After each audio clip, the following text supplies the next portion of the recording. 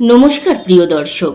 প্রত্যেকদিন বাচ্চাদের টিফিনে কি করে দেওয়া হবে এই চিন্তা নিয়ে যদি আমার মতো আপনাদেরও ঘুম ভাঙে, তবে আজকের এই টিফিন রেসিপি করতে পারেন। বাচ্চা বলছি, কিন্তু এই রেসিপি বাচ্চা থেকে বড় সবাই চেটেপুটে খাবে। চলুন এই চটজলদি মোগলাই পরোটা তৈরি করে ফেলি। প্রথমেই একটা বাটিতে আমি নিয়েছি 1 কাপ ময়দা, পরিমাণ মতো নুন ও 1 চামচ সাদা তেল দিয়ে ময়ান দিয়ে অল্প অল্প জল দিয়ে নরম করে ময়দা মেখে রেখে দিলাম। আর একটা বাটিতে দিলাম একটা ডিম, কুচনো গাজর, পেঁয়াজ ও টমেটোর টুকরো দিলাম। এবার দিচ্ছি গরম জলে ভাপানো সয়াবিন, পরিমাণ মতো নুন, অল্প আদা বাটা আর গোলমরিচ গুঁড়ো দিয়ে ডিমটাকে ফেটিয়ে নিলাম। আমার ছেলে ঝাল খায় না, তাই কাঁচা লঙ্কা ব্যবহার করতে পারলাম না। আপনারা আপনাদের ইচ্ছা মতন ঝাল দেবেন।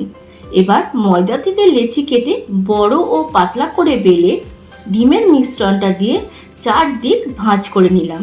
ভাঁজ করার সময় সাইডগুলো একটু জল দিলে খুব সহজেই ভাঁজটাও হবে আর পুরটাও বেরিয়ে যাবে না।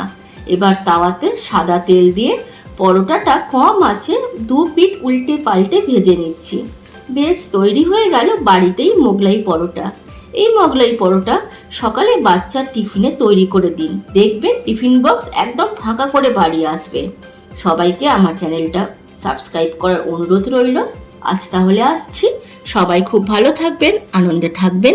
নমস্কার।